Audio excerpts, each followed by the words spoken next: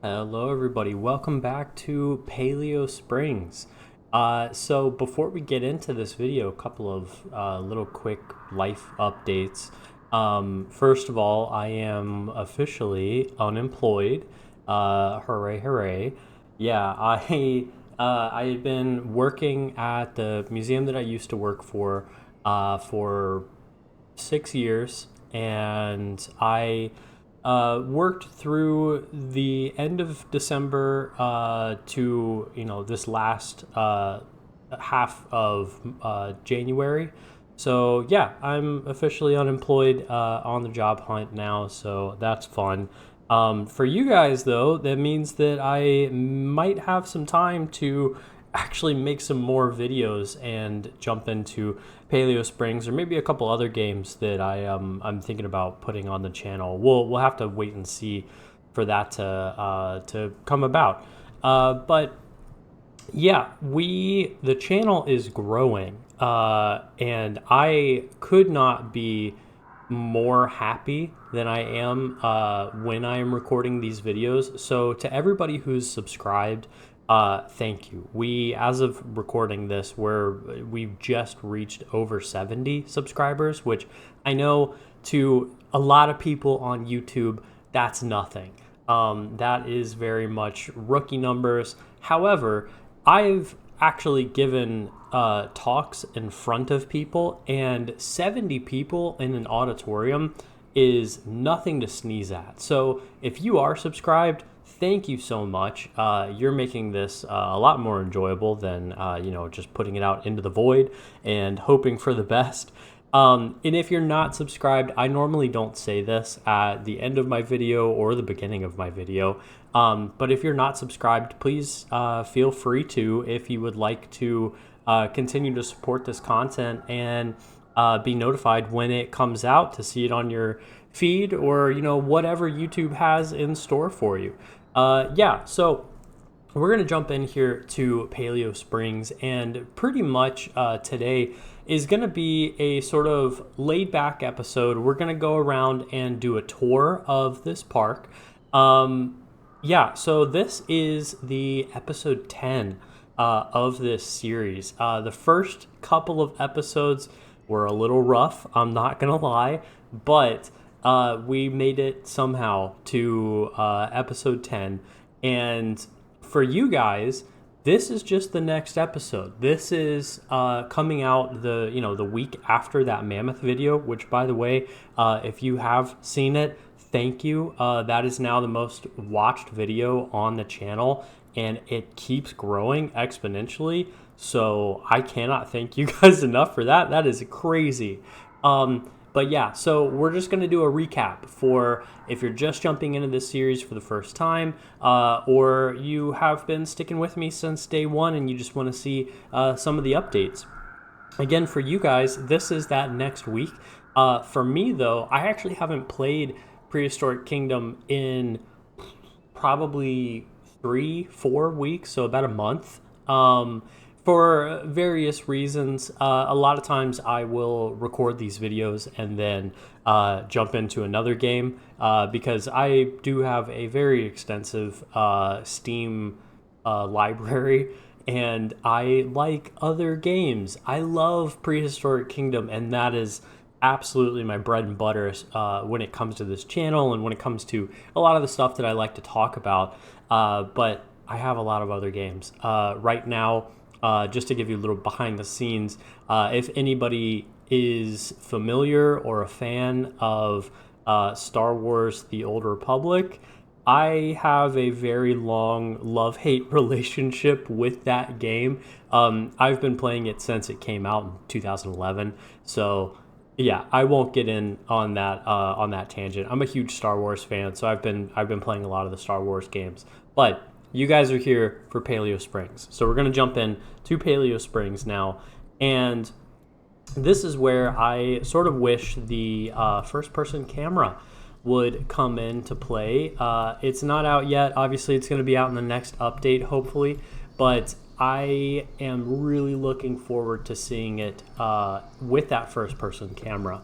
So just as a disclaimer as well, I also have this paused because as far as I know, there's still that bug where in the challenge zoos, or it might be every zoo, I don't know, that the animals can just walk through and phase through a fence or a modular piece or something and just escape. Yeah. So I have it paused for the time being. We may unpause it when we get to certain parts, but for right now, I just have it paused. So yeah, so we're going to start here. Again, this is that little stream that runs back to the Megaloceros. I really love how this turned out. I added a lot of these reeds and foliage here along the sides, some rocks further down. And to me, that just looks so picturesque. This I don't have on the Steam Workshop. Let me know if you all want this or not. It's just a simple water inlet outlet. There's one on the other side, and then there's one on the side of the Megaloceros. Each one of them is individual, so I can move them on their own. And I did this to sort of add a sense of realism that this creek, you know, maybe it was here at one point before the park was established. And I'm going to eventually make it run off to the other side as well. We'll do a whole thing with that. But yeah, I wanted to have it follow some sort of realistic, logical path. All right, so moving in here, one thing that I need to do is I need to put somewhere in here a little entrance gate. So I know we have our entrance gate that you know, the guests can walk through. What I'm talking about is, I'll try to find a picture to put it on screen, but I'm talking about if you all have been to a national park or a state park, a lot of times they have these little huts that you drive into, you pay for your parking, and then you go about your day. I don't know what it's called. Man, look at that. That's a great view. I'll come back and screenshot that. That's a great view. These buses as well, I put in the video, I think for the education center, who created these. I can't remember off the top of my head, but that guy's awesome. He makes all these vehicles and stuff. I really hope one day he makes actual cars for people to, you know, pretend to drive into the park with, because right now we just have school buses and coach buses. But yeah, we have our education center. I said in that previous video that I was going to make it taller. I henceforth did that. And with the, what are my controls? There we go. Move a little bit faster here. With the announcement of the terrariums, I will be going back through and replacing this now with a couple of other animals that are in the game currently, not Archaeopteryx or Microraptor, even though they will be in this education center again at some point. I am not going to put them in here now. Yeah, so we'll pop into the education center here. We won't enter through this way. We'll just take a look at it and give you guys a little show.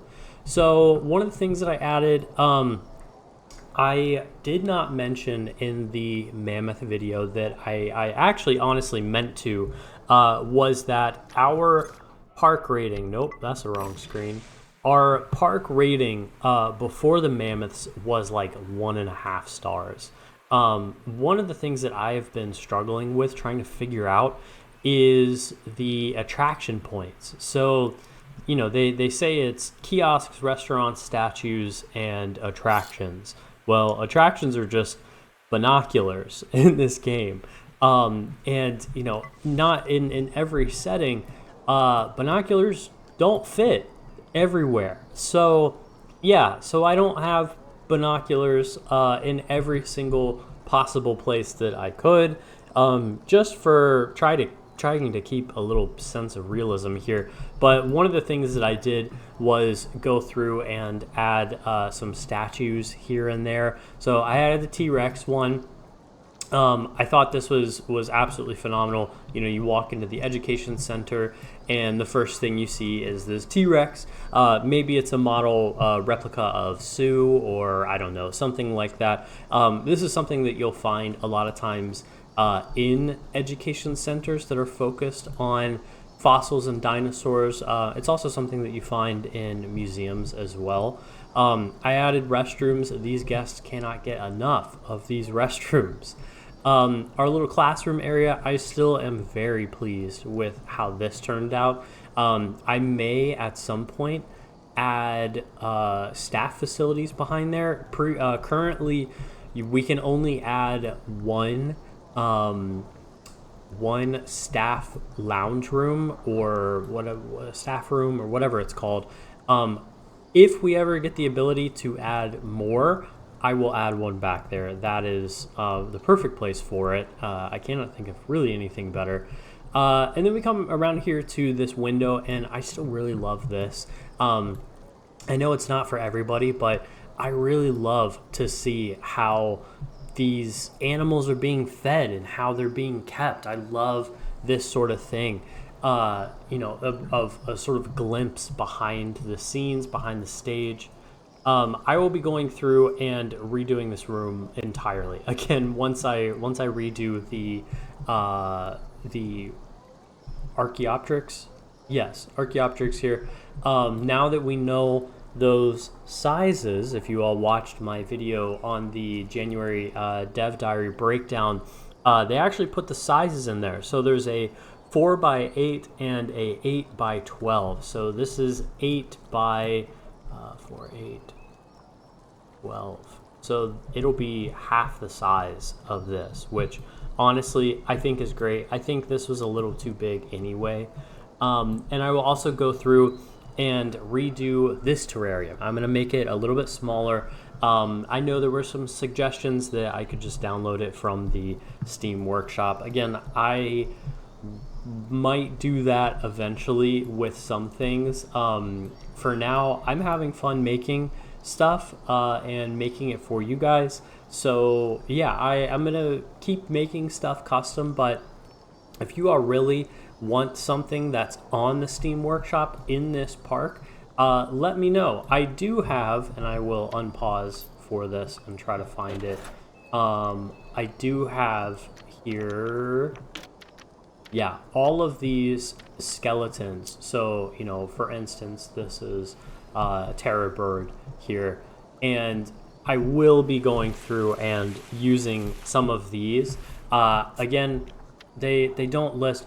They added it back. Okay, this is big. Wow, this is big. Okay, sorry, tangent here. I posted on Reddit yesterday, as of recording this video, that they took away the Steam update button. They brought it back. They patched it back in. That's awesome. Okay, tangent. I will delete that Reddit post. Okay, yeah, but I can't remember the name of the person who makes those skeletons, those skeleton models there. But we will be going through and using quite a few of those as this park grows, and as we keep going. I love that view too. Just I'm a sucker for cinematics and lighting. Another little life update as we go to the front of the park. I have also gotten back into, in the month off of Planet or not Planet Coaster, off of off of Planet Coaster, but in the month off of Prehistoric Kingdom and not having to work, I've also gotten back into animating. So if you all are interested in any of that stuff, I will drop a link below, and you can see some of the stuff that I have made in Blender and Unreal Engine. I'm still very new to it, but having a lot of fun with it. And yeah, my dream, not to get into this too deeply, again, this is just a park tour, but my dream hopefully one day is to eventually go work at Industrial Light and Magic, or, you know, go make a Star Wars movie or something like that. Yeah, side tangent.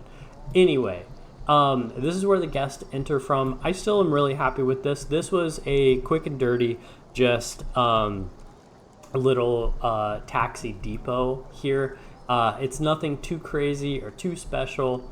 Coming around here to the front of the park, this is that prefab that the park actually came with, and I just changed the name here from Prehistoric Kingdom to Paleo Springs State Park because that is the name of our park.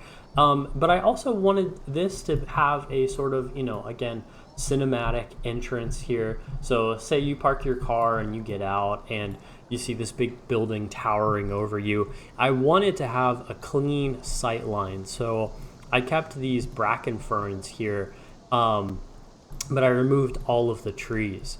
Okay, so we'll move in here. This, again, is pretty standard. This is exactly as it comes in any park. The only thing is I added the bear there. I love the bear. I love the show, The Bear. That's great. Yeah, eventually we'll come through and we'll remake all of these shops as well. I had to add some more of them just because attraction. I had to add more of them to boost that attraction score.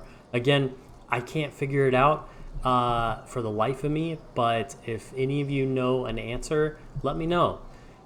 Yeah, so moving on. This is a prefab that I've made as well that I will try to link below if I remember. I've made ones for Cenozoa, Mesozoa, and then the Triassic, Jurassic, and Cretaceous as well, just to sort of delineate those a little bit further. But the Cenozoic era, I have not divided those up into like Pleistocene and Pliocene and all of those. I honestly am not that familiar with those, so yeah. All right, moving on forward, we're moving into the bear. I still really love this habitat. This, you can see the bears in there. It's very beautiful. It's very amazing. And now with the education center in the back, honestly, I really love that. I love the look of that. I don't mind that you can see some of that stuff there. One of the comments that I actually got on the Mammoth video was that all of my habitats across the board are small. And, I do agree that they are small. However, they're small because of the Paleopedia. So they have listed in here, again, if you don't know, they have listed in here the calculated size. So this, the mammoth only needs 2,000 square meters, which I will give you all just a quick little glimpse here. This is 2,000 square meters. This is going to be an animal that's coming down the road for us here in this park. You guys can probably guess it's right next to the Coelophysis. This is 2,000 square meters.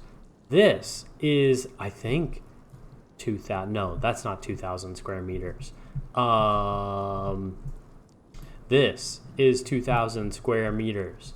And this alone is 2,000 square meters. So I'm not saying that my exhibits are big.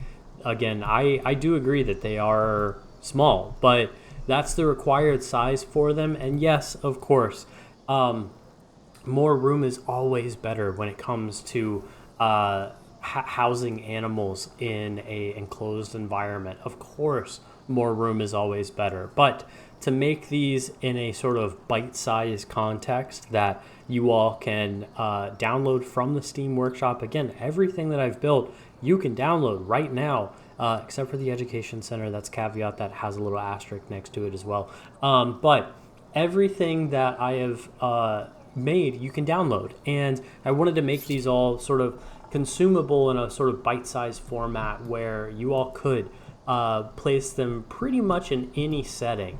For the cave bear, the only thing that you would have to do, just the same as you would have to do with pretty much any other exhibit that I've made, is put in the fencing. This one, I got a little lazy and I used the in-game fencing. Again, currently there's no way to attach the in-game fencing that Blue Meridian, Critivo, the dev team have made to these blueprints. Hopefully one day that will come, but yeah.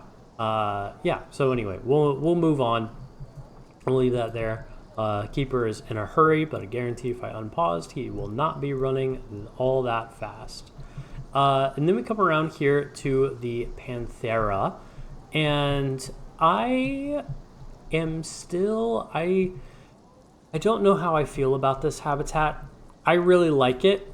Don't get me wrong. I like it. However, I don't know that it met my vision per se for this habitat. I love the Panthera. I think once we have ontogeny, the babies in here, then I may go back through and redo this one a little bit. But yeah, I mean, this one here, honestly though, it got a shout out from the dev team, because I post my screenshots to Discord and to Reddit, and so the dev team actually saw this and they were like, hey, that's nice, and I was like, hey, you guys are nice, thank you. Anyway, we'll move on. We'll go this way here and we'll go over to Megaloceros, where we have our there we go, pop up, where we have our single albino animal here in the park. You guys can see here too, that stream runs all the way through underneath this. I'm really happy with how that turned out though. Yeah, so you got the stream running through. They still have this weird glitch where these rocks, yeah, you can see the rocks are underneath the water there. But there's something weird after update 13 going on with their shaders, with their water shaders, where it's hiding what's underneath the water. It's weird, but yeah. So you can see that inlet there, where the stream will funnel into, and then it funnels out across to the other side of the education center. Yeah. So we have Megaloceros here. Honestly, you know, when they added these to the game, or before they added them to the game, when people were speculating, oh, I want Megaloceros. Honestly, I wasn't sold. I was like, it's just a big deer. And truth be told, I wasn't sold on the cave bear either. I was like, it's just a bear, like whatever. However, seeing both of these in the flesh, in the digital flesh here, I'm sold now, and I absolutely love all of these. And truth be told, even though it's exciting and gets a lot of clicks for the albino animal here, I am not the biggest fan of the albino leucistic or melanistic morphs. I like the melanistic. That one's cool, I think. But the albino and leucistic animals, truth be told, I could take them or leave them. I think they are super well modeled, super well textured. You can see the fur here. Hopefully that'll come through on YouTube. But yeah, I mean, that's an absolutely gorgeous animal. However, I prefer the natural tones to them. I know this is something that Simply Savannah, if any of you follow her, she's talked about before. I will not add a lot of the flashy colors, the flashy dinosaurs into this park, just because I prefer the more natural tones, the more realistic tones. And if I do add any colored animals into this park, like say the Lambosaurus or the Tyrannosaurus, once we get down the road to those animals, we'll talk about why they have those colors and some of the speculation of the paleontology of, we think that they actually may have had those colors there. Yeah, so anyway, we'll move on here. And I spruced up the spring here just a little bit. We're still going to do an episode in the future where we do, sort of a boardwalk around here and we make it a little bit nice, we'll do a whole episode on that. But for now, it was bugging me that it was just sort of bare bones. So again, I added the wetlands foliage here, coupled with the bracken ferns to sort of tie it in. And then I added some rocks along here as like it's sort of guiding this water down this path here. And yeah, so we're gonna jump over the water like Jesus. And we're going to hop on into the mammoth, the Mammothus habitat. I still am really glad with happy with how this one turned out too. You can see the mammoths there. You can see the insert Jeff Goldblum clip here. That is one big pile of shit. But yeah, you can see the mammoths there. I really like how this habitat turned out. This viewing gallery, I think, is okay. It gets the job done. I like the stone floor. I like the wooden walls. And I like how I had started doing this with the cave bear, of how I have the pitched roof up top, but then a flat roof on the inside. I really like that. And I think we're going to keep doing that as we go on. Yeah, anyway, we'll move on here. I'm not trying to make this a super long tour. Again, had to add restrooms to get that park rating up. We'll go through and we'll make those custom again at some point. Yeah, so then we have Smilodon. We come down here. This is still one of my favorite viewing galleries, I think, in the entire park. I think these guys would agree. But yeah, I mean, you come in here and you sort of have a low down view. I think, is this about where your face is? Yes, it is. Just about. So yeah, you come down here and you can see the two Smilodons that we have up close and personal. I mean, it gives me chills just thinking about, if you were to see this in a zoo. And if it was a lion or a tiger, I feel like everybody's seen lions and tigers. Not to say they're not cool, but to see an animal that doesn't exist anymore or have any closely related relatives, the Megaloceros, completely extinct, to see a saber-toothed tiger, it just brings out something primordial and something so incredible in this park to see them sort of at face level. I love that. I love that that viewing gallery. All right, we'll move on up and we'll take a look at the other viewing gallery here for this this habitat too.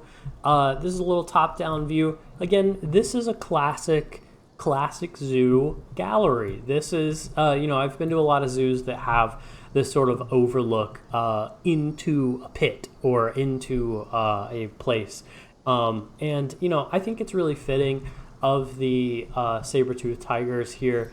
I didn't mind that you see the backstage there. It is what it is. Backstages exist. I will try to hide them when I can, but when you can't hide them, embrace them and make them an element of the park rather than something to be feared, I guess. Another one of those Cenozoic signs here. And we'll stop on into the Coelophysis. So these are the guys that have been escaping the most. I think between Coelophysis and Panthera, they just have been clipping through the fences, the knoll barriers, the modular pieces. They've been escaping quite a bit. They are the reason why I have this paused.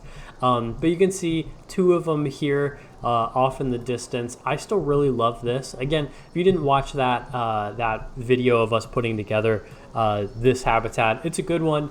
I especially love this, and the reason why is Nigel Marvin mentions in one of his little TED Talks that he does here for each of these animals that you can very commonly find Coelophysis footprints on dried riverbeds.